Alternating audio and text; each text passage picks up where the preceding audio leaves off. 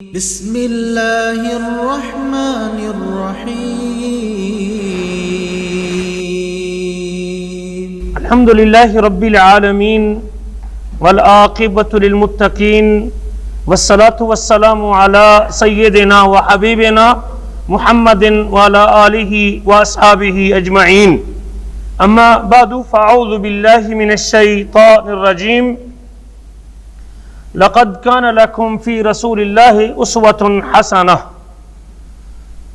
وقال الله تبارك وتعالى في مقام آخر قل إن كنتم تحبون الله فاتبعوني يحببكم الله ويغفر لكم ذنوبكم والله غفور رحيم.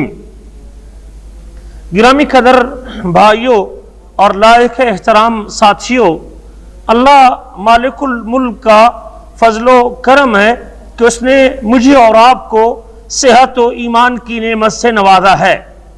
مجھے اپنے رب کا، اپنے پروردگار کا اور اپنے اس کریم رب کا ہر وقت شکر گزار رہنا چاہیے اور اس کے سامنے اس کی ان عنایتوں پہ سربہ سجود رہنا چاہیے جو اس نے مجھے نعمتوں کی صورت میں عطا کی ہیں. صحت بھی، ایمان بھی، اولاد بھی، کام بھی، کاروبار بھی، گھر بھی، زندگی کی ساری ضروریات میرا رب مجھے اور آپ کو اگر فراہم کر رہا ہے اور مجھے آسانی کے ساتھ یہ چیزیں میسر ہیں، میں اللہ کی نعمتوں کو استعمال کر رہا ہوں، جسمانی طور پہ بھی ٹھیک ہوں اور ایمانی طور پہ بھی ٹھیک ہوں، روحانی طور پہ بھی درست ہوں، تو مجھے اپنے رب کے ان عنایتوں پہ اس کے سامنے شکر گزار رہنا چاہیے. اور شکر کرنے سے نعمتیں بڑھتی ہیں. جب بندہ شکر گزار رہتا ہے، اللہ کا شکریہ ادا کرتا رہتا ہے، تو مالک الملک اپنی نعمتوں کو بڑھاتے رہتے ہیں. شکر کی ایک صورت یہ بھی ہے کہ آدمی اللہ تعالیٰ کے حکموں کا اپنے آپ کو پابند رکھے. جس چیز کا میرے رب نے مجھ سے مطالبہ کیا ہے، جو مجھے کرنے کا حکم دیا ہے، مجھے اس میں پیچھے نہیں ہٹنا چاہیے، اس میں تاخیر نہیں کرنی چاہیے، اس میں سستی کا مظاہرہ نہیں کرنا چاہیے، اس میں کوتاہی نہیں برتنی چاہیے.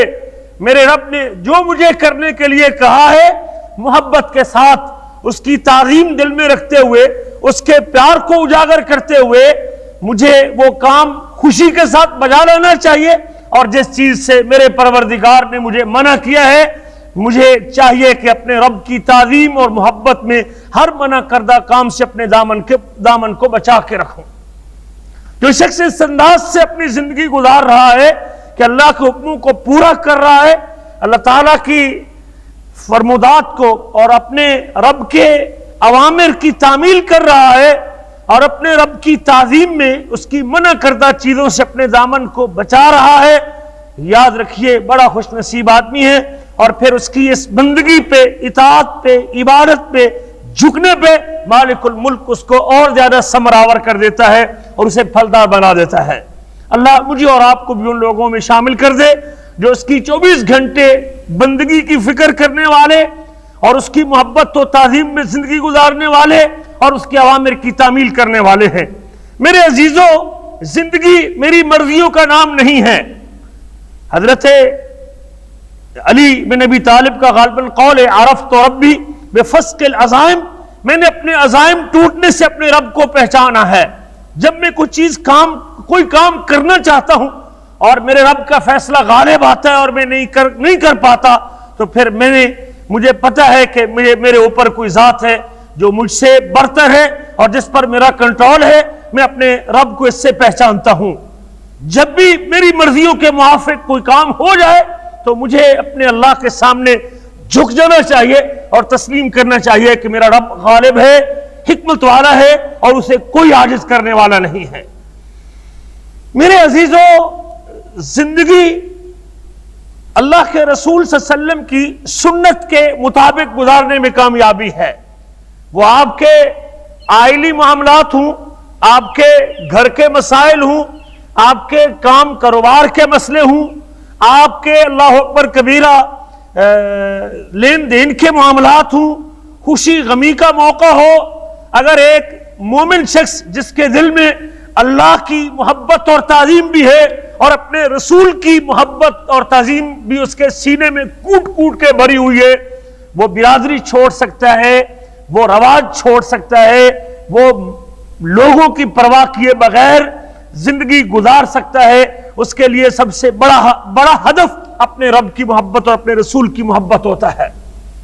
بڑے بڑے لوگوں کو ہم دیکھتے ہیں زندگی گزارتے ہوئے، ابھی فیس بک کے اوپر لوگ جب کام کرتے ہیں شادی بیاہ کے موقع پہ، بڑے بڑے معزز لوگ، اور جب غیر شرعی کام کرتے ہیں اس سے ہمیں اشارہ ملتا ہے کہ یہ شخص کس قدر کمزور ہے، کہ جس موقع پہ چاہیے تھا کہ وہ اللہ کی تعظیم میں، رسول کی محبت میں سنت کو زندہ کرتا، سنت کا احیا کرتا، دین پہ قابو رہتا، شریعت پہ قائم رہتا، لیکن مال کی محبت، لوگوں کی محبت، برادری کی محبت، رواج کی محبت نے اس کو دین کو پیچھے کروا دیا ہے، اور اس نے اس عادت اور اس معاملے کو غالب کیا ہوا ہے۔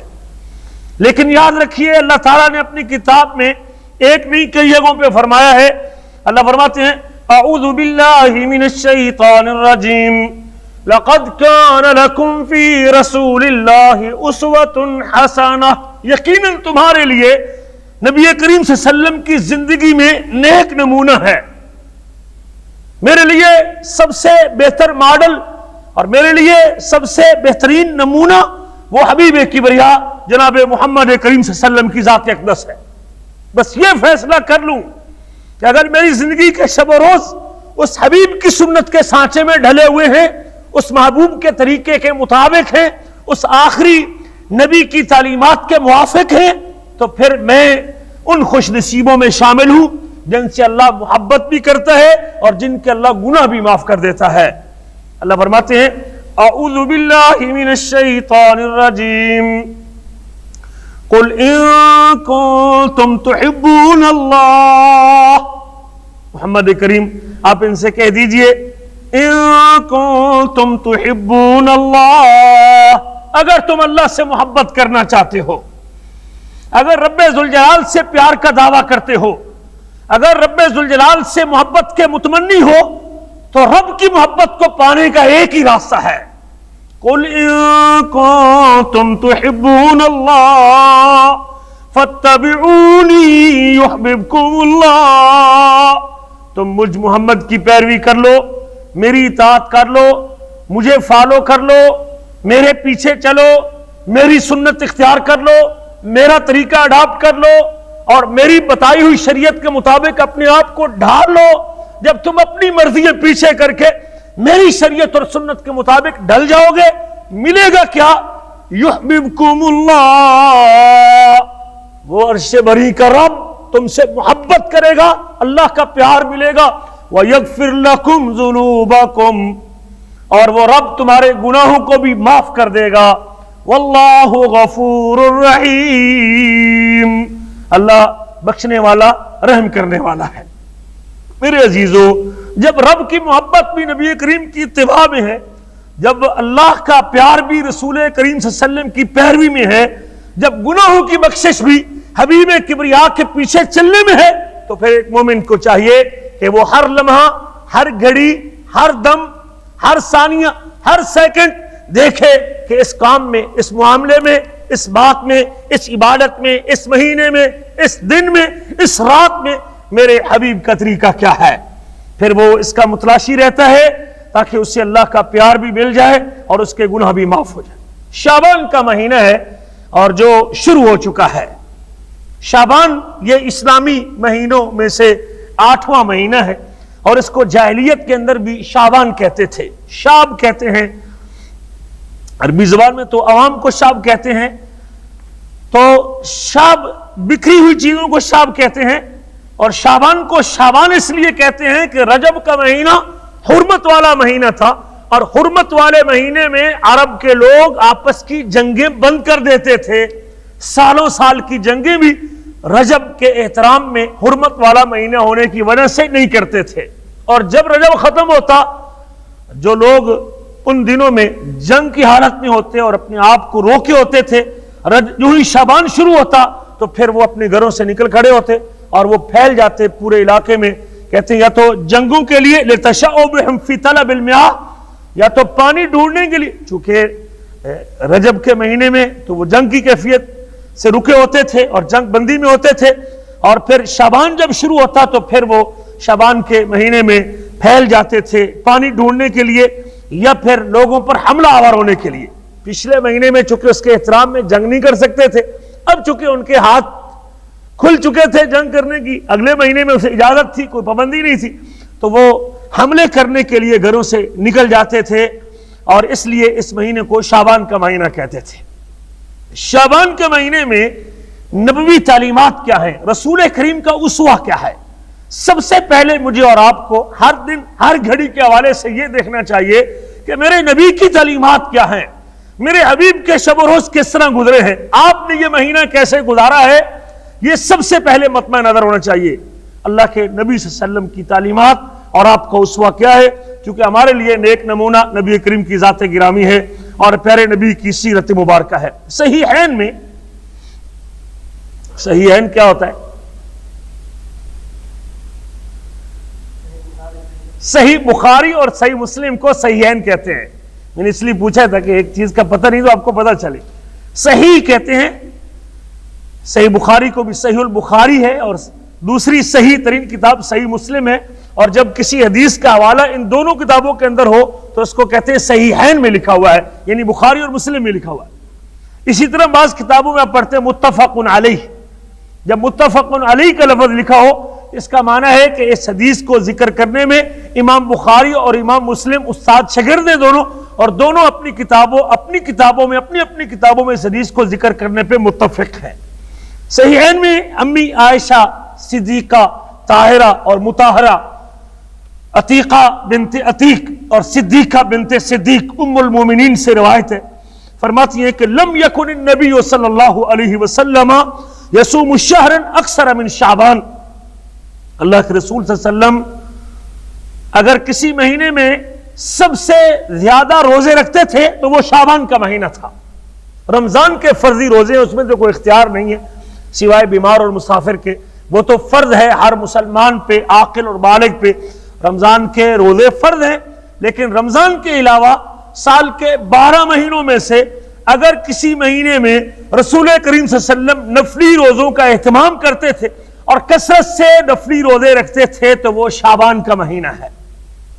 ہاں میں یہاں کہوں گا کہ وہ احباب جو دھوپ پہ ڈیوٹی کرتے ہیں، آج کل تو ویسے بھی دن چھوٹے ہیں اور گرمی بھی نہیں ہے، لیکن جو ساتھی بالکل سائے میں ڈیوٹی کرتے ہیں اور جن کا کام اتنا مشقت والا نہیں، جو دفتری ڈیوٹی کرتے ہیں، انہیں چاہیے کہ ان سنتوں کو زندہ کرنا چاہیے، اور کم از اگر میں نہیں تو میں اپنے بچوں کو، اپنی بیٹیوں کو، اپنی بیوی کو، اپنے گھر والوں کو، اپنے عزیزوں کو، خواتین کو اگر مجھے علم ہوگا تو میں انہیں ترغیب دلا سکتا ہوں کہ یہ دن اور یہ مہینہ روزے رکھنے کا دن ہے، اور آپ اللہ کے رسول کی سنت کے مطابق روزوں کا اہتمام کریں۔ تو سب سے زیادہ شعبان میں روزے رکھتے تھے، فَإِنَّهُ كَانَ يَصُومُ شَعْبَانَ كُلَّهُ، اللہ کے رسول پورا شعبان روزے رکھتے تھے، یکم شعبان سے لے کر آخر شعبان تک اہتمام کرتے تھے۔ اور بعض روایتوں میں كَانَ يَصُومُ شَعْبَانَ إِلَّا قَلِيلًا، آپ شعبان کے روزے رکھتے تھے سوائے چند دنوں کے آپ شاید روزے چھوڑ دیتے، یعنی تھوڑے دن روزہ چھوڑتے تھے اور اکثریت آپ شعبان میں روزوں کا اہتمام کرتے تھے۔ حضرت ام سلمہ روایت کرتی ہیں رضی اللہ تعالیٰ عنہ، ما رأیت رسول اللہ صلی اللہ علیہ وسلم یصوم شہرین متتابعین، میں نے مسلسل 2 مہینے اگر اللہ کے نبی کو روزے رکھتے دیکھا ہے تو شعبان اور رمضان کے مہینے آپ نے مسلسل روزے رکھے ہیں۔ تو اس سے معلوم ہوا کہ اللہ کے رسول صلی اللہ علیہ وسلم کی سنت اور آپ صلی اللہ علیہ وسلم کا جو اسوہ ہے وہ شعبان کے مہینے میں کثرت سے روزوں کا اہتمام کرنا ہے۔ آئیے اس کی وجہ کیا ہے؟ سب سے پہلی وجہ تو جو خود آپ نے بیان کی ہے اور جس کے اوپر کوئی دوسری رائے نہیں ہے، اور جس کے بعد ہمیں کسی اور تردد اور کسی اور تفتیش اور تلاش کی ضرورت نہیں ہے۔ اسامہ بن زید نبی کریم کے صحابی ہیں، کہتے ہیں میں نے اللہ کے رسول سے ایک دن مخاطب کیا، قلت یا رسول اللہ، میں نے کہا اللہ کے رسول، اراک تصوم الشہر من الشہور ما تصوم من شعبان، آپ جس قدر شعبان کے مہینے میں روزہ رکھتے ہیں آپ کسی دوسرے مہینے میں اس اہتمام سے روزہ نہیں رکھتے، آپ کثرت سے شعبان میں اس قدر روزہ کیوں رکھتے ہیں؟ تو آپ نے جو جواب دیا وہ جواب آپ غور سے سنیے اور اس پر توجہ دیجیے. فرمایا ذاک ذالک شہر یغفل الناس عنہ، یہ وہ مہینہ ہے جس میں لوگ غفلت کا شکار ہوتے ہیں. پیچھے رجب کا مہینہ گزرا ہے اور رجب کا مہینہ چونکہ حرمت والا مہینہ ہے اور حرمت والے مہینے میں نیکی کا ثواب بڑھ جاتا ہے، گناہ کی شدت بھی بڑھ جاتی ہے. لوگ اس کے احترام میں جنگ بندی بھی کر دیتے ہیں، لوگ نیکی کا اہتمام بھی کرتے ہیں، تلاوت بھی کرتے ہیں چونکہ حرمت والا مہینہ ہے. اور پھر جب وہ مہینہ ختم ہوتا ہے تو آگے شعبان کا مہینہ ہوتا ہے اور شعبان کے مہینے کی عام طور پہ لوگوں میں کوئی عظمت اور کوئی اس کی خاص شان لوگوں کے ذہنوں میں نہیں ہوتی اور لوگ اس مہینے میں غفلت کا شکار ہوتے ہیں. تو فرمایا لوگ اس مہینے میں غافل ہو جاتے ہیں رجب اور رمضان کے درمیان ہونے کی وجہ سے، اور بعد میں پھر رمضان کا مہینہ ہے جو کہ افضل مہینہ ہے، روزوں کا مہینہ ہے، نزول قرآن کا مہینہ ہے، مغفرت کا مہینہ ہے، رحمت کا مہینہ اور بخشش کا مہینہ ہے. اس میں بھی لوگوں کی جوش اور جذبہ بڑھ جاتا ہے نیکی کرنے کا.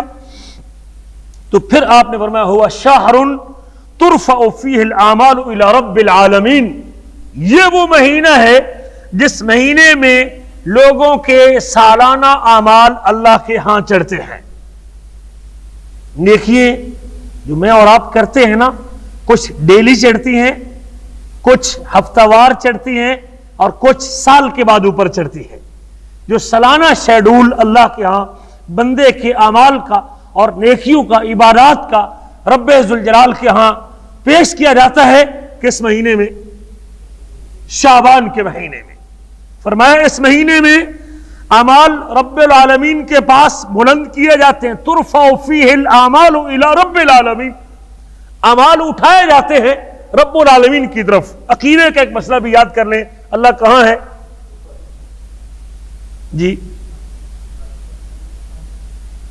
ہر جگہ، شہرگ میں ہے، دل میں ہے، لا مکان ہے. جی کہاں ہے؟ یہ مختلف نظریے ہیں. کسی سے پوچھے نا، کوئی کہتا ہے اللہ لا مکان ہے، کوئی کہتا ہے اللہ شہرگ کے پاس ہے، کوئی کہتا ہے اللہ دل میں ہے، اور کوئی کہتا ہے کہ اللہ ہر جگہ ہے. کوئی جگہ بھی اللہ کے وجود سے خالی. صحیح بات کیا ہے؟ یہ صرف اللہ عرش پر ہے. آسنت، بارک اللہ فیکم. کہاں ہے؟ اللہ عرش سے اوپر ہے. عرش کہاں ہے؟ 7 آسمانوں سے اوپر کرسی ہے، اور کرسی کے بعد پانی ہے، اور پانی کے بعد عرش ہے، اور عرش سے اوپر رب ذوالجلال ہے. اور اعمال کا اوپر چڑھنا بتاتا ہے کہ اللہ اوپر ہے، اللہ سب سے بلند ہے. سجدے میں آپ جب جاتے ہیں آپ کہتے ہیں سبحان ربی العالی، میرا رب پاک ہے جو سب سے بلند ہے. اس کائنات کی سب سے بڑی مخلوق کیا ہے؟ اللہ کا عرش.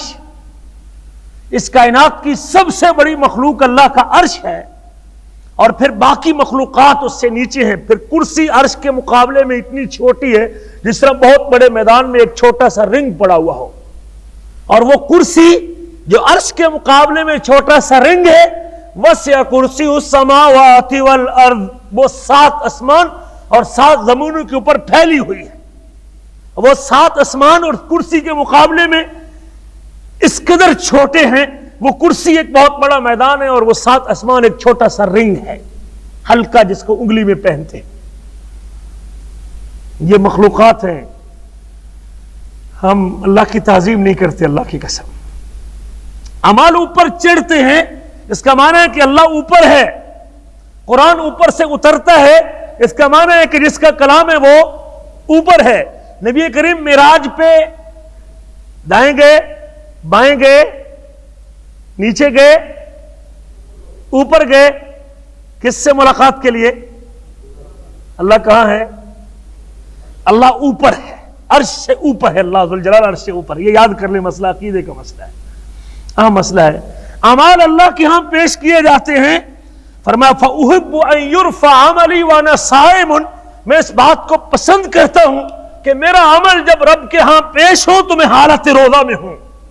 ان اعمال میں روزہ بھی شامل ہو، جب رب کے دربار میں نیکیاں پیش ہو رہی ہوں ان نیکیوں میں روزہ بھی ہو جو اللہ تعالیٰ کے ہاں پیش کیا جائے۔ میرے عزیزو، ایک تو یہ سبب ہے جس میں آپ نے فرمایا کہ لوگ اس میں غفلت کا شکار ہوتے ہیں اور اعمال اللہ کے ہاں پیش کیے جاتے ہیں، اور اس لیے اللہ کے رسول صلی اللہ علیہ وسلم اس مہینے میں کثرت سے روزوں کا اہتمام کرتے تھے۔ کہتے ہیں اس کی جو پہلی فضیلت ہے، جب غفلت کے ایام میں بندہ نیکی کرتا ہے نا تو اس نیکی کی قدر اللہ کے ہاں بڑھ جاتی ہے۔ جب سارے لوگ نیکی کرتے ہیں نا تو پھر نیکی کرنی آسان ہوتی ہے، لیکن جب کوئی بھی نیکی نہ کر رہا ہو اور اس میں سے 2-4 بندے، پورے روم میں سے کوئی بندہ تہجد پڑھنے والا نہ ہو، کوئی بندہ نماز پڑھنے والا نہ ہو، اس میں سے ایک بندے مجلس لگی ہوئی ہو، تاش کھیل رہے ہوں، باتیں کر رہے ہوں، مجلس چل رہی ہو، خبریں ٹی وی پہ لگی ہوئی ہوں، اور ادھر سے اذان ہو جائے، میچ لگا ہوا ہو، اور اس میچ کو چھوڑ کے نماز کے لیے جانا آسان ہے کہ مشکل ہے؟ جی مشکل ہے۔ غفلت کے ایام میں اور غفلت کے ماحول میں، غفلت کی حالت میں، غفلت کی کیفیت میں نیکی کرنا مشکل ہے، لیکن ان مشکل حالات میں جب نیکی کرنے کے لیے اٹھ کھڑا ہوتا ہے مالک الملک کو وہ بندہ بڑا محبوب ہوتا ہے۔ اگر آپ ماحول کی روک کے اندر بہتے ہوئے نیکی کر رہے ہیں نا تو پھر ایک روٹین میں کام چل رہا ہے، لیکن جب کوئی نیکی نہیں کر رہا اور پھر آپ اٹھ کے نیکی کر رہے ہیں، یہ اللہ کو بڑا محبوب اور پسند ہے۔ اس لیے ان ایام کی نیکی اللہ کے ہاں بڑی قدر و قیمت رکھتی ہے۔ اس کی 3-4 مثالیں آپ کو دیتا ہوں۔ پہلی مثال تو آپ نے فرمایا، صحیح مسلم کی حدیث ہے، سبق المفردون، سبق المفردون، سبق المفردون، مفردون سبقت لے گئے، مفردون سبقت لے گئے، آگے بڑھ گئے جو مفردون ہیں۔ صحابہ اکرام نے پوچھا اللہ کے نبی سے کہ مل مفردون، اللہ کے نبی وہ کون ہے مفردون جن کے آگے بڑھنے کا اور جن کے سبقت لے جانے کا آپ تذکرہ کر رہے ہیں؟ فرمایا الذاکرون اللہ کثیرا والذاکرات، کثرت سے ذکر کرنے والے مرد اور کثرت سے ذکر کرنے والی عورتیں، یہ وہ خوش نصیب ہیں جو سبقت لے گئے۔ اس حدیث کے معنی میں امام مناوی کہتے ہیں کہ المفردون المنفردون المعتزلون عن الناس۔ آپ دیکھ رہے ہیں آپ کو خال خال لوگ ملیں گے، کچھ 100 میں سے 2 یا 4 بندے ملیں گے جس سے آپ دیکھیں گے کہ سبحان اللہ سبحان اللہ سبحان اللہ سبحان اللہ سبحان اللہ چلتے ہوئے، یا آپ نے کبھی غور کیا ہو بہت تھوڑے لوگ ملیں گے درود شریف پڑھنے والے یا سبحان اللہ کہنے والے یا اللہ اکبر کہنے والے، چند لوگ ہوں گے جو جس کو کوئی غرض نہیں باقیوں سے، وہ سائیڈ پہ لگا ہوا اور اپنے ذکر میں مشغول ہے، جو اپنے اس کو باتوں سے کوئی پرواہ نہیں ہوتی، وہ اس کو جب فرصت ملتی ہے اس کی زبان چل پڑتی ہے سبحان اللہ سبحان اللہ سبحان اللہ۔ تو ان حالات میں جب سب لوگ اپنے کام میں، کاج میں، دنیا میں، باتوں میں مشغول ہوں اور یہ شخص بیٹھ کے اللہ کا ذکر کر رہا ہے، منفرد ہے، اکیلا ہے اور اللہ کو یاد کر رہا ہے، اللہ کے نبی فرماتے ہیں سبق المفردون، یہ لوگ آگے بڑھنے والے اور سبقت لے جانے والے۔ غفلت کے ایام میں اللہ کا ذکر کرنے والوں کو نبی کریم صلی اللہ علیہ وسلم نے ان کے اس غفلت میں ذکر کرنے کی وجہ سے ان کو سبقت لے جانے والے کہا ہے اور آگے بڑھنے والے کہا۔ غفلت کے ایام میں نیکی کی قدر بڑھ جاتی ہے۔ نبی کریم کا ارشاد گرامی ہے، اقرب ما یکون الرب من العبد فی جوف اللیل الاخر، کہتے ہیں اللہ کے نبی فرماتے ہیں کہ رب ذوالجلال اپنے بندے کے اگر سب سے زیادہ قریب ہوتا ہے تو رات کے تیسرے پہر ہوتا ہے۔ اقرب ما یکون الرب من العبد، بعض صورتیں ہوتی ہیں جب بندہ رب کے قریب ہوتا ہے اور کبھی رب بھی اپنے بندے کے قریب ہوتا ہے۔ اقرب ما یکون الرب من العبد، سب سے زیادہ قریب رب اپنے بندے کے تب ہوتا ہے فی جوف اللیل الاخر، رات کے آخری حصے کے وسط میں، رات کے آخری حصے کے وسط میں، تقریباً یہ آدھی رات کے بعد کا حصہ بنتا ہے، رات کا چھٹا حصہ، 5واں چھٹا حصہ بنتا ہے۔ سدس اگر آپ 6 حصوں میں رات کو تقسیم کریں تو 5ویں نمبر پہ جو حصہ آئے گا، 5واں 1/6 حصوں میں تقسیم کریں جو 5ویں نمبر پہ حصہ آئے گا، اس حصے کو کہتے ہیں نصف حصانی۔ رات کے اگر 6 حصے بنائیں، ان 6 حصوں میں سے جو 5واں حصہ بنے گا، یعنی تو یہ وہ وقت بنتا ہے جب رب ذوالجلال اپنے بندے کے سب سے زیادہ قریب ہوتا ہے. اور اس وقت کتنے لوگ بیدار ہوتے ہیں جی؟ ہاں، یہ قرب ان لوگوں کو ملتا ہے جو غفلت میں عبادت کرتے ہیں. جب ساری دنیا نیند کے مزے لے رہی ہوتی اور سارے لوگ خراٹے مار رہے ہوتے ہیں اور یہ رات کو اس گھڑی میں جب اٹھتا ہے تو اس سے اللہ کا قرب نصیب ہوتا ہے. تو غفلت کے ایام میں عبادت کرنا اور نیکی کرنا اور اللہ کا ذکر کرنا. اور اگلے حدیث کے الفاظ ہیں فَإِنِ اسْتَطَعْتَ أَن تَكُونَ مِمَّن يَذْكُرُ اللَّهَ فِي تِلْكِ السَّاعَةِ فَتِلْكَ السَّاعَةِ فَكُنْ.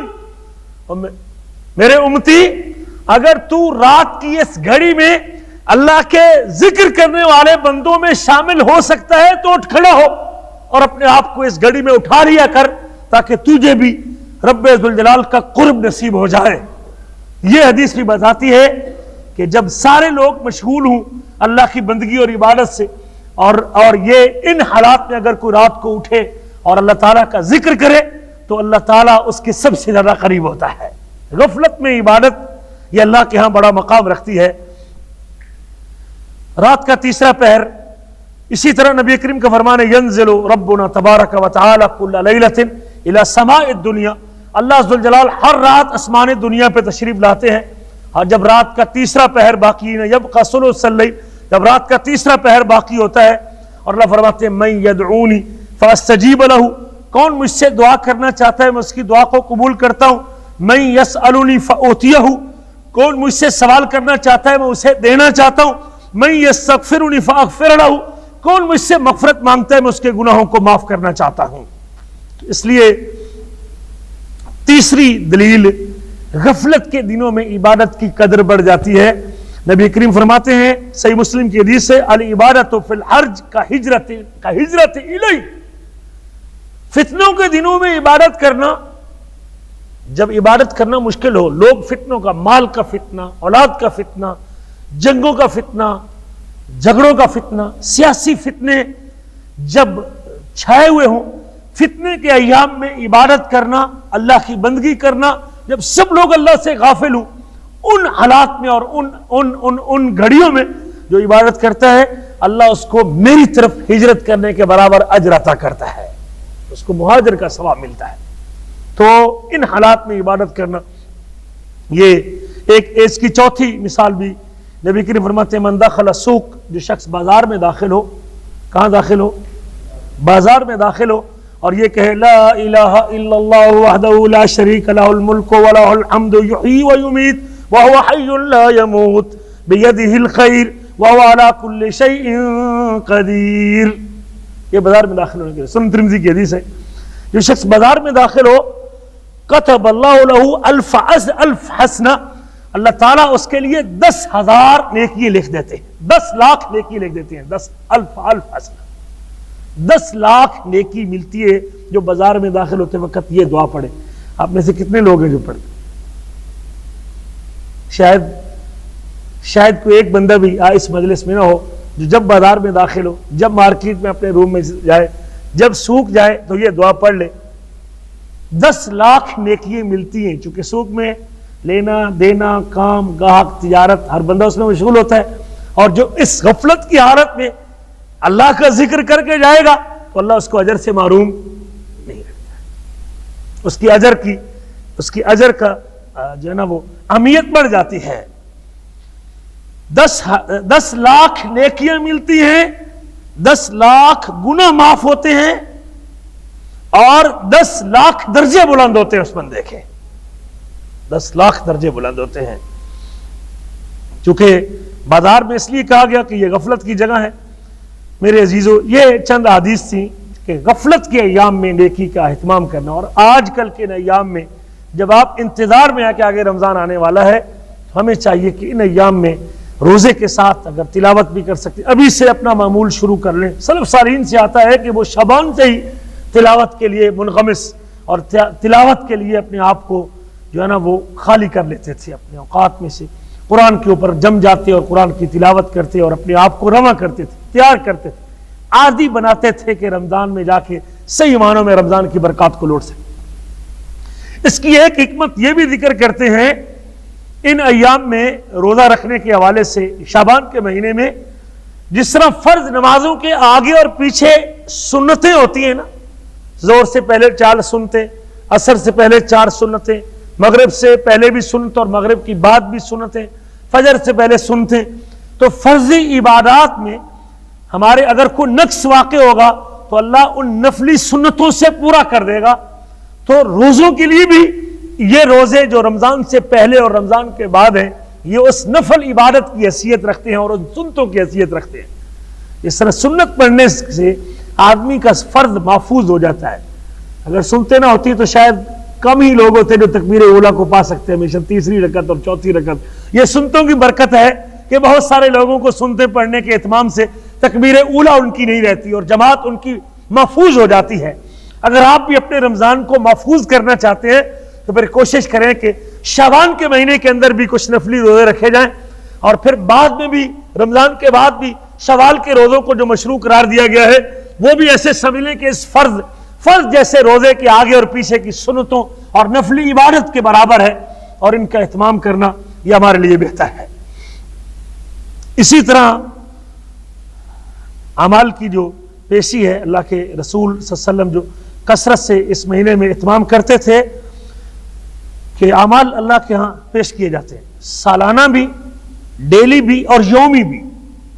نبی کریم کا فرمان ہے، حضرت ابو موسیٰ اسے روایت کرتے ہیں کہ کاما فینا رسول اللہ صلی اللہ علیہ وسلم بخمس کلمات، اللہ کے نبی نے ہمیں ایک مرتبہ خطبہ دیا اور 5 باتیں آپ نے کہیں، ان میں سے فرمایا ان اللہ لا ینام ولا ينبغي له ان ینام، اللہ تعالیٰ سوتا نہیں ہے اور اس کے لیے سونا لائق بھی نہیں ہے، یہ نقص ہے اور اللہ اس نقص سے پاک ہے۔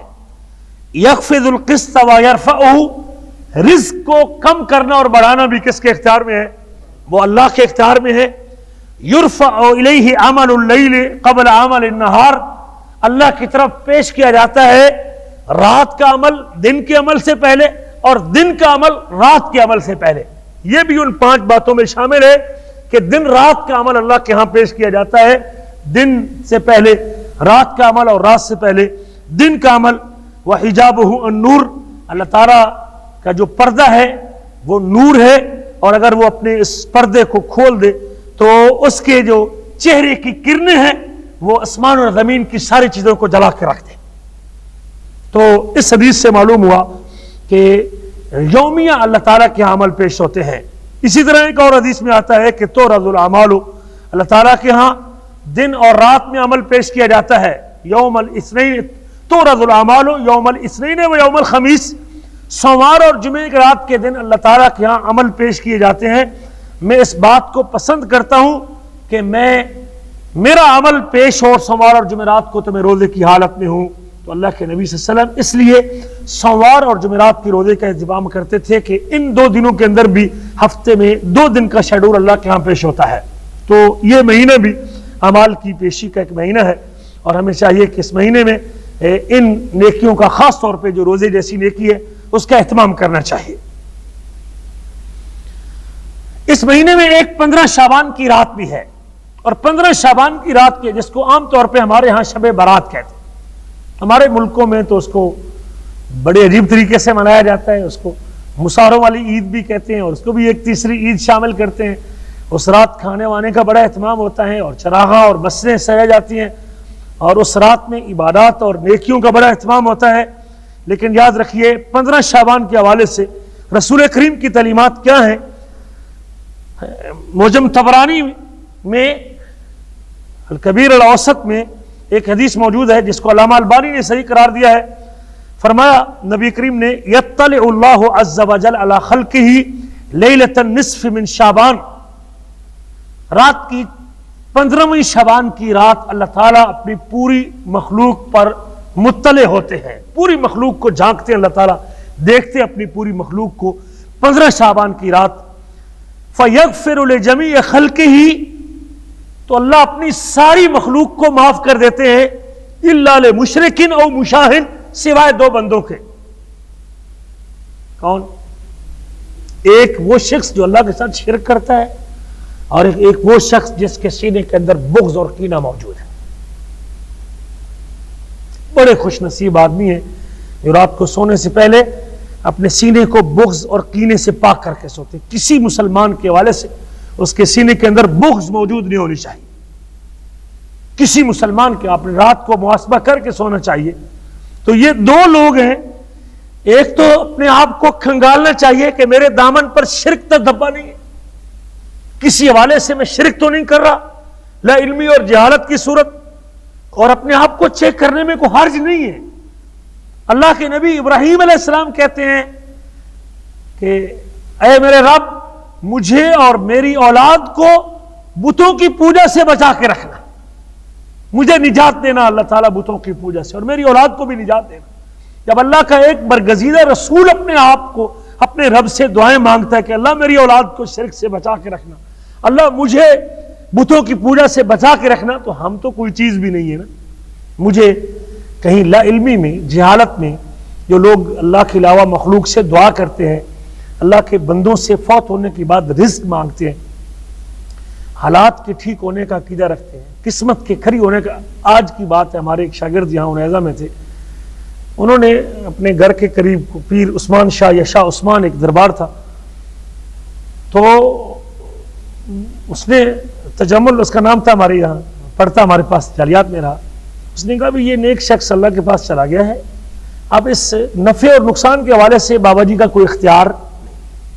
وہ کہتے نہیں, اگر آپ اس میں سے درخت کاٹے گا تو بابا تیری ٹانگ توڑ دے گا یا تیرا کو نقصان کر دے گا. اس نے کہا جی میں آپ کے سامنے درخت کاٹتا ہوں, اور بابا جی کے پاس ایسا کوئی, میرا ایمان ہے کہ یہ میرے رب کے پاس ہے اختیار نفع اور نقصان کا. بزرگ فوت ہو چکے ہیں, اللہ کے نیک بندے ہیں, تو اللہ کے ہاں درجے پانے والے ہیں, اور اگر گناہگار ہے تو اس کی سزا بھگتنے والے ہیں, لیکن اب دنیا میں مجھے نقصان دینے کے حوالے سے ان کا کوئی اختیار نہیں. تو اس نے وہ پکڑا, جو ہے نا وہ ٹوکا جسے کہتے ہیں, ٹوکا اٹھایا, اور ٹوکا اٹھا کے اس نے کہا جی انہوں نے مجھے چیلنج کیا ان کے مجاور نے کہ اگر آپ اس کا مسواک توڑ کے دکھائیں یا لکڑی کاٹ کے دکھائیں بابا تیری ٹانگ توڑ دے گا. تو وہ شخص کھڑا ہے, ویڈیو کلپ میں نے اپنے ابھی فیس بک پیج کے اوپر شیئر کیا ہے. تو کہتے ہاں جی میں کام شروع کروں, مجھے آپ نے چیلنج کیا ہے تو میں توڑتا ہوں, لکڑی کاٹتا ہوں, درخت کاٹتا ہوں, اور بابا جی جو میرا نقصان کریں میں اس کا مسئول ہوں, آپ کے اوپر کوئی مقدمہ نہیں دائر کروں. وہ کہتا ہے بابا جی سے پوچھ لو اور ان سے بات کر لو, اگر وہ اجازت دیتے ہیں تو کر لو. تو کہتے ہیں ٹھیک ہے, چیلنج قبول کر لیا. اس نے پکڑا وہ ٹوکا اور اس نے درخت کاٹ دیا, مسواک بھی, ٹہنیاں بھی کاٹی اور درخت بھی کاٹی. وہ شخص کہتا ہے بابا تو اس سے انتقام لے لے گا, اس کا مجاور ہے, اور تجھے دکھائے گا. وہ نوجوان کہتا ہے اللہ سب سے بڑا ہے اور میرا ایمان ہے کہ رب کے علاوہ کوئی نقصان دینے والا نہیں.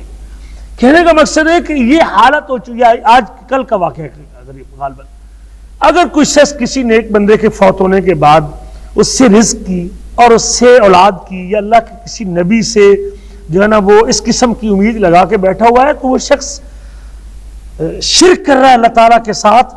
اور قیامت جو 15 شعبان کی رات اللہ تعالیٰ معافی کا پروانہ جاری کرتے ہیں, وہ شخص اس معافی کے پروانے میں نہیں آئے گا, یاد رکھیے. میں اس لیے کہہ رہا ہوں کہ آپ اس رات سے پہلے اپنے آپ کو کنگال لیں, کہیں میں بھی کوئی ایسا عقیدہ تو نہیں رکھتا کہ حضرت عبدالقادر جیلانی رزق دیتے ہیں, اولاد دیتے ہیں, حالات ٹھیک کرتے ہیں, یا مدد کے لیے آ سکتے ہیں اور دنیا سے چلے جانے کے بعد بھی ہماری ضرورتوں کو پورا کرتے ہیں اور ہمارے لیے خیر کے دروازے کھولتے ہیں. اگر کسی مسلمان کا یہ عقیدہ ہے تو یہ کلمہ اس کی نجات کے لیے کافی نہیں ہوگا. وہ شخص اللہ کے ساتھ شرک کر رہا ہے. اور یہ حدیث اب قابل غور سمجھیے کہ اللہ ساری دنیا کو معاف کر دیتے ہیں, ساری اہل زمین کو معاف کرتے ہیں, سوائے دو لوگوں کے, ایک جو اللہ کے ساتھ شرک کر رہا ہے اور ایک جس کے سینے کے اندر بغض موجود ہے. اور بغض بھی آپ ذرا چیک کریں اپنی برادری کے حوالے سے, اپنے والدین بہن بھائیوں سے شروع کریں اور چیک کرتے جائیں کہ میرے سینے میں کس کس کے حوالے سے قدورت موجود ہے, قدورت موجود ہے. اگر ایسی صورتحال ہے تو مجھے یہ کم از کم اس رات کی اس فضیلت کو پانے کے لیے اور اس بخشش کا پروانہ لینے کے لیے مجھے ان دو باتوں کا خیال رکھنا ضروری ہے. شرک کے حوالے سے اپنے آپ کو ڈڈولنا, اور دوسرا میرے دل میں بغض نہیں ہو. ایک اور حدیث میں آتا ہے کہ اللہ تعالیٰ 15 شعبان کی رات کو اپنے بندوں پر مطلع ہوتے ہیں, فَيَغْفِرُ لِلْمُؤْمِنِينَ وَيُمْهِلُ لِلْكَافِرِينَ. تو اللہ تعالیٰ مومنوں کو معاف کر دیتے ہیں اور کافروں کو اللہ تعالیٰ چھوڑ دیتے ہیں. اور جن کے سینوں میں بغض ہے، جب تک وہ اس بغض کو نکال نہیں دیتے اللہ تعالیٰ اس کو بھی چھوڑ دیتے ہیں، مغفرت کی اس ضمن میں اس کو نہیں لے کے آتے۔ ایک اور حدیث میں الفاظ ہیں جس میں ہے کہ رب ذوالجلال آسمان دنیا پہ آتے ہیں 15 شعبان کی رات اور پوری اہل زمین کو معاف کرتے ہیں سوائے شرک کرنے والے کے اور سوائے بغض اپنے سینے رکھنے والے۔ تو مجھے اس رات کے حوالے سے جو 15 شعبان کی رات ہے، ہمیں چاہیے کہ ہمیں اپنے آپ کو ان 2 عیوب سے پاک کر لینا چاہیے۔ 2 نقص اگر میرے اندر موجود ہیں تو ہمیں ان نقائص سے اپنے آپ کو پاک رکھنا چاہیے تاکہ میں اللہ کی مغفرت کا پروانہ لے سکوں۔ ہاں، اللہ اترتے ہیں اور اللہ تعالیٰ تو ہر رات اترتے ہیں، ہر رات اترتے ہیں۔ یہاں سے میں یہ کہوں گا کہ اگر کوئی اس اللہ تعالیٰ کے اترنے سے رات کی عبادت کا اہتمام کرنے کی کوشش کر رہا ہے تو اترنا تو ہر رات میں ثابت ہے کہ نہیں؟ رات کے تیسرے پہ اللہ اترتے ہیں کہ نہیں اترتے؟ اگر کوئی اللہ کے اترنے کی قدر میں عبادت کرنا چاہتا ہے تو ہر رات تہجد اس کو پڑھنی چاہیے، اور اگر کوئی شخص ہر رات تہجد پڑھتا ہے اور 15 شعبان کی رات کو بھی تہجد کے لیے اٹھتا ہے تو جی بسم اللہ، اس کے لیے کوئی حرج نہیں۔ لیکن یہ بتانے کے بعد اللہ کے نبی صلی اللہ علیہ وسلم سے 23 سالہ زندگی میں اس رات کو مخصوص عبادت کرنے کی کوئی تعلیمات موجود نہیں۔ ایک بندے نے فرض نماز ہی کبھی نہیں پڑھی لیکن 15 شعبان کی رات مصلی اٹھا کے مسجد میں آ گیا کہ میں اس رات کی عبادت کرنے کے لیے آیا ہوں اور بخشش مانگنے کے لیے آیا ہوں۔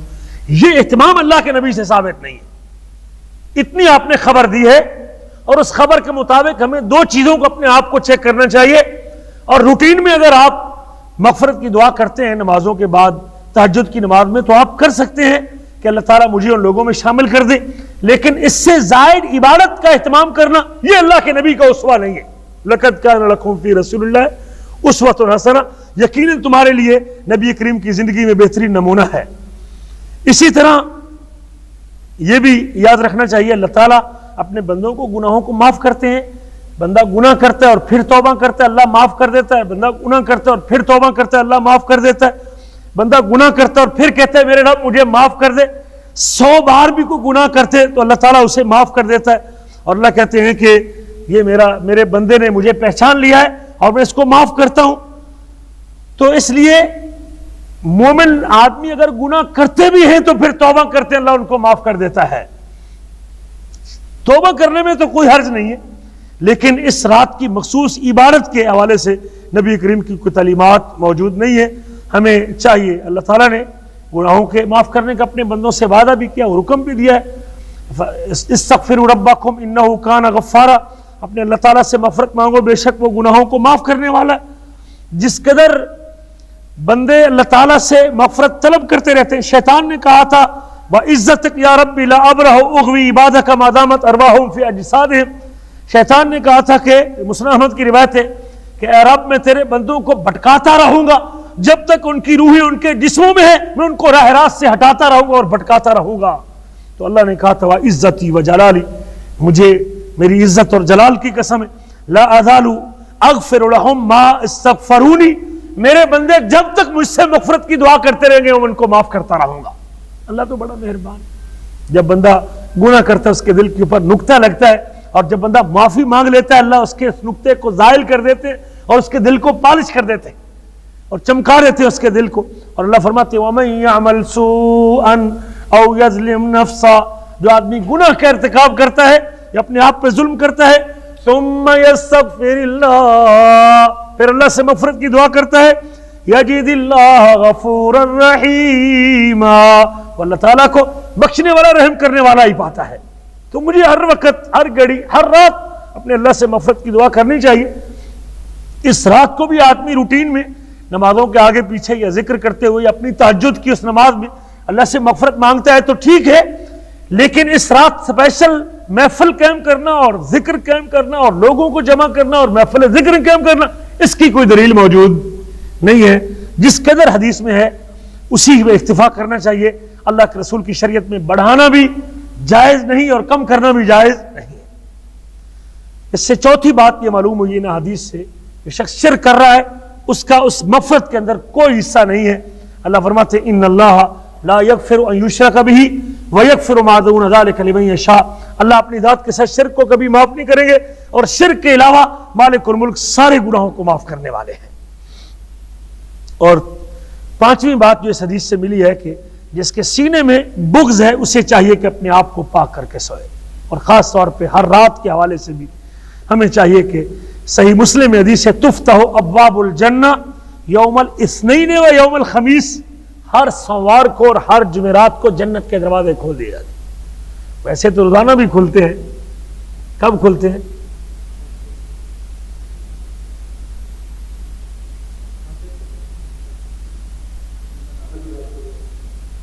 ہر روز ڈیلی دن میں بھی کھلتے ہیں.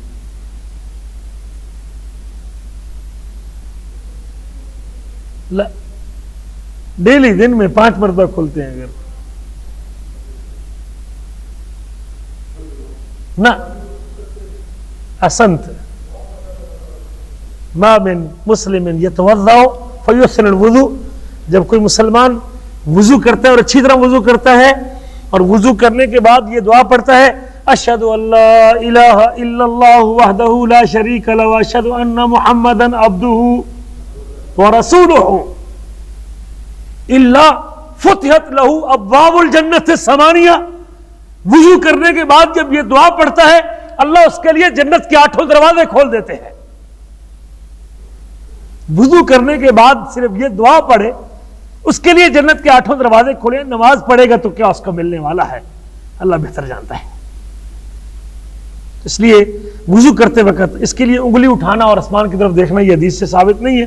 عام طور پہ لوگ اس طرح کرتے ہیں لیکن یہ بھی دروازے کھولتے ہیں. اور ایک حدیث میں ہے کہ سوموار اور جمعرات کے روز جنت کے دروازے کھول دیے جاتے ہیں. فَيُغْفَرُ لِكُلِّ عَبْدٍ لَا يُشْرِكُ بِاللَّهِ شَيْئًا، ہر اس بندے کو اللہ معاف کر دیتے ہیں جو اللہ کے ساتھ کسی کو شریک نہیں کرتا. إِلَّا رَجُلًا كَانَتْ بَيْنَهُ وَبَيْنَ أَخِيهِ شَحْنَاء، سوائے ان 2 بندوں کے جن کے سینوں میں بغض موجود ہے، کدورت موجود ہے. اللہ ان کے سوموار اور جمعرات کو اللہ ان کو معاف نہیں کرتا. اللہ کہتے ہیں یقال انذروا هذین حتی یصطلحا، چھوڑ دو ان دونوں کو جب تک دونوں صلح نہیں کر لیتے. 3 مرتبہ حدیث کے الفاظ ہیں انذروا هذین حتی یصطلحا، چھوڑ دو ان کے اعمال کو، روکے رکھو ان کی نیکیوں کو، روکو ان کی نیکیوں کو جب تک دونوں صلح نہیں کر لیتے، جب تک دونوں صلح نہیں کر لیتے. اس سے اندازہ لگا سکتے ہیں کہ یہ بغض اور کینہ یہ ایمان کے اندر کس قدر نقص پیدا کرتے ہیں. نبی کریم کا فرمان ہے آپس کی جو لڑائیاں ہیں فساد ذات البین، یہ بندے کے ایمان کو، دین کو موڑ کے رکھ دیتی ہیں، دین کا خاتمہ کر کے رکھ دیتی ہیں. آخر میں 15 شعبان کے حوالے سے کچھ حدیث لوگوں کے ہاں مشہور ہے. 15 شعبان کی رات کو قیام کرو اور دن کو روزہ رکھو، یہ حدیث صحیح نہیں ہے، اللہ کے نبی سے ثابت نہیں ہے. ہاں ایک شخص اگر 13، 14 اور 15 کو روزہ رکھ رہا ہے اور اس کی روٹین ہے ہر مہینے کے ان 3 دنوں کا روزہ رکھنے کی تو بہت اچھی بات ہے. وہ اپنی اس روٹین میں ہر مہینے کی طرح شعبان کی 13، 14، 15 کو بھی روزہ رکھتا ہے تو اللہ کے نبی صلی اللہ علیہ وسلم کی سنت ہے. آپ نے حضرت ابو ہریرہ کو وصیت کی تھی کہ 3 کام کبھی نہ چھوڑنا. ایک، سونے سے پہلے وتر پڑھ کے سونا، اور نمبر 2 چاشت کی نماز پڑھنا، اور نمبر 3 ہر مہینے 3 روزوں کا اہتمام کرنا. ایام بیض کے روزے، اس کو ایام بیض کہتے ہیں جب چاند پورے جوبن پہ ہوتا ہے، ان دنوں میں روزہ رکھنا اللہ کے نبی کی سنت ہے. ہاں اگر کوئی پورا شعبان نہیں رکھ رہا تو ہم اسے کہیں گے سوموار کو رکھے، جمعرات کو رکھے، 13، 14، 15 کو رکھے اور ان باقی ایام میں روزے رکھے اگر پورا شعبان نہیں رکھا جاتا. لیکن صرف 15 شعبان کے دن کا روزہ رکھنا اور 15 شعبان کی رات کو عبادت کرنا، اس سلسلے میں اللہ کے نبی سے کوئی روایت بھی وارد نہیں ہے. اسی طرح کچھ لوگ کہتے ہیں جو 15 شعبان کی رات کو 1000 مرتبہ قل واللہ پڑھے گا تو اللہ تعالیٰ اس کے لیے 1,00,000 فرشتے کو بھیجتا ہے، اس کو بشارت دیتا ہے. یہ بات بھی درست نہیں، ثابت نہیں ہے. اسی طرح جو 15 شعبان کی رات کو عبادت کرے گا تو اس دن وہ نہیں مرے گا جس دن لوگوں کے دل مر جائیں گے. اس قسم کی روایت بھی نبی کریم سے ثابت نہیں ہے. اسی طرح 15 شعبان کی رات کے حوالے سے لوگوں کا یہ بھی نظریہ ہے کہ یہ فیصلوں کی رات ہے اور تقدیر کی رات ہے اور اللہ تعالیٰ اس رات فیصلے کرتے ہیں، لیکن یہ بات بھی درست نہیں ہے. جو تقدیر کی رات اور فیصلوں کی رات ہے وہ لیلۃ القدر کی رات ہے اور وہ رمضان میں ہے. سورۃ دخان کی آیت کی روشنی میں انا انزلناہ فی لیلۃ مبارکہ کی تفسیر میں بعض لوگوں نے اس 15 شعبان کی رات کو ذکر کیا ہے، لیکن یہ بات درست نہیں ہے. بقیہ مفسرین اور اکثر مفسرین کہتے ہیں کہ اس سے مراد دخان کی اس آیت سے مراد بھی 15 لیلۃ القدر کی رات ہے، 15 شعبان کی رات نہیں ہے. تو 15 شعبان کی رات کے حوالے سے اس قسم کی باتیں کہنا، اور وہی لیلۃ القدر ہے، انا انزلناہ فی لیلۃ القدر، جو نزول قرآن کی رات ہے، اور جس میں اللہ فرماتے ہیں تنزل الملائکۃ والروح فیہا بکل امر سلام ہی حتی مطلع الفجر، اور وہ لیلۃ القدر کی رات ہے، اور جو رمضان کے اندر ہے 15 شعبان کی رات کو اس قسم کی رات سمجھنا بھی یہ درست نہیں ہے۔ اہل علم نے اس رات کی عبادات کو بدعت قرار دیا ہے۔ اگر کسی مسئلے میں اختلاف ہو تو ہمیں اللہ کے رسول کی سنت کو دیکھنا چاہیے، اور آپ کی ایک حدیث بھی ہے لا تختصوا صحیح مسلم میں حدیث ہے لا تختصوا لیلۃ الجمعۃ بقیام من بین اللیالی، جمعرات کو کسی جمعرات کو قیام کے لیے خاص نہ کرو، اور جمعے کے دن کو روزے کے لیے خاص نہ کرو۔ کچھ لوگ صرف جمعے کے دن کا نفلی روزہ رکھتے ہیں، یہ درست بات نہیں ہے۔ اگر آپ نے نفلی روزہ رکھنا ہے تو سوموار کو رکھیں یا جمعرات کو رکھیں، جمعے کے دن کو نفلی روزے کے لیے خاص کرنا یہ صحیح مسلم میں حدیث ہے، آپ نے اس سے منع کیا، اور جمعرات کو عبادت کے لیے خاص کرنا اس سے بھی اللہ کے نبی نے منع کیا ہے، اور اس کو خاص نہیں کرنا چاہیے۔ ہاں ایک بندے کی روٹین ہے اور وہ ہر مہینے کے سوموار اور جمعرات کو روزہ رکھتا ہے، یا اسی طرح 15 شعبان کی جو رات تھی وہ جمعرات کی رات تھی، اور 15 شعبان کا دن وہ جمعے کا دن تھا، اگر اتفاقاً ایسے ہو گیا ہے تو پھر تو اس کو جمعے کے دن روزہ رکھنے میں 15 شعبان کی نیت سے 13 14 15 کی روٹین میں کوئی حرج نہیں ہے، لیکن صرف 15 کی نیت سے روزہ رکھنا یہ اس کی کوئی شریعت میں دلیل نہیں ہے، اور ہمیں سنت کے مطابق زندگی گزارنی چاہیے، اور اسی میں ہمارے لیے کامیابی ہے اور وہی ہمارے لیے خیر کا باعث ہے۔ یہ چند باتیں تھیں۔ آخر میں ایک دو مسئلے، ایک مسئلہ تو یہ ہے کہ ایک حدیث میں آتا ہے کہ جب شعبان کا نصف گزر جائے تو روزہ نہ رکھو۔ پہلی بات تو اس روایت کی صحت کے حوالے سے علماء کا اختلاف ہے، اور اگر صحیح بعض علم نے کہا بھی ہے تو اس کا مطلب یہ ہے کہ 15 شعبان کے بعد وہ شخص جس کے لیے روزہ کمزوری کا باعث بن سکتا ہے اسے نہیں رکھنا چاہیے، لیکن جس کی روٹین ہے اور وہ عام روزے رکھتا ہے اور 15 شعبان کی بعد بھی روٹین میں اگر اسے رکھنے پڑے ہیں اور وہ رکھ رہا ہے وہ بھی رکھ سکتا ہے، جس کے فرض چھوٹ گئے ہیں اور وہ قضائی دینا چاہتا ہے وہ بھی رکھ سکتا ہے، اور جو عادتاً سوموار اور جمعرات کا روزہ رکھتا ہے وہ بھی رکھ سکتا ہے۔ اس کے لیے یہ مکروہ اور ناپسندیدہ نہیں ہے۔ ہاں اس شخص کے لیے مکروہ ہے کہ جو شاید 15 شعبان کے بعد روزے رکھنا شروع کرے، بعد میں رمضان میں بیمار ہو جائے روزوں کی وجہ سے، تو اس کے لیے مشروع نہیں ہے اور اسے نہیں رکھنا چاہیے۔ یہ چند ایک مسائل تھے۔ اسی طرح شعبان کے آخر میں شک کے دن کا روزہ رکھنا، شعبان کے آخر میں 29 شعبان کو روزہ رکھنا یا 30 شعبان کو روزہ رکھنا کہ پتہ نہیں کہیں یہ رمضان کا دن نہ ہو اور آج یکم رمضان نہ ہو، یہ بھی اللہ کے نبی نے منع کیا ہے۔ فرمایا من صام یوم الشک فقد عصى ابا القاسم، جو شک کے دن روزہ رکھتا ہے وہ ابو القاسم کی نافرمانی کرتا ہے، صحیح بخاری میں حدیث ہے۔ اسی طرح شعبان کے آخر میں کچھ لوگ استقبالی روزہ بھی رکھتے ہیں، ایک دن پہلے یا 2 دن پہلے استقبال رمضان کے لیے سلامی کا روزہ رکھنا، رمضان کو سلامی دینے کی بھی سلامی دینی ہے تو پھر شعبان سے سلامی دینا شروع کرو، وہ سنت ہے اور اللہ کے نبی کا طریقہ ہے، لیکن شعبان سے ایک دن پہلے سلامی روزہ رکھنا، یہ استقبالی روزہ رکھنا رمضان سے پہلے، یہ اللہ کے نبی کی سنت اور طریقہ نہیں۔ لیکن ایک شخص سوموار اور جمعرات کو روزہ رکھتا ہے اور اتفاقاً 30 شعبان کا دن سوموار اور جمعرات کا ہے تو اس کے لیے رکھنے کی اجازت ہے، چونکہ اس کی روٹین اور عادت ہے اور سوموار جمعرات کو رکھتا ہے، اور اگر 30 شعبان کو اور 29 شعبان کو روزہ رکھ لے تو اس میں کوئی حرج نہیں ہے۔ لیکن اس ایک شخص نے کبھی روزہ نہیں رکھا لیکن صرف آخر شعبان میں رمضان سے 2 دن پہلے اگر وہ اس قسم کا کام کر رہا ہے تو وہ اس کے لیے یہ جائز نہیں ہوگا اور یہ بدعت کے زمرے میں آئے گا۔ یہ چند مسائل تھے شعبان کے حوالے سے کہ شعبان کو ہم سنت کے مطابق کیسے گزاریں اور اس میں بدعت سے اپنے آپ کو کیسے بچا سکتے ہیں۔ یہی میرے عزیزو اللہ تعالیٰ کے ہاں، اور یہ میں نے آیت پڑھی تھی، اللہ سے محبت کرنا چاہتے ہو فاتبعونی، تو مجھ محمد کی پیروی کرو، یحببکم اللہ، وہ تم سے محبت بھی کرے گا اور تمہارے گناہوں کو بھی معاف کر دے گا۔ نبی کریم نے جو فرمایا ہے اس میں ہمارے لیے خیر ہے، اس میں ہمارے لیے بہتری ہے، اور اسی کو زندہ رکھنے میں ہماری کامیابی ہے اور اسی میں ہماری عزت اور فلاح ہے۔ اللہ سے دعا ہے کہ اللہ تعالیٰ مجھے اور آپ کو عمل کرنے کی توفیق نصیب فرمائے۔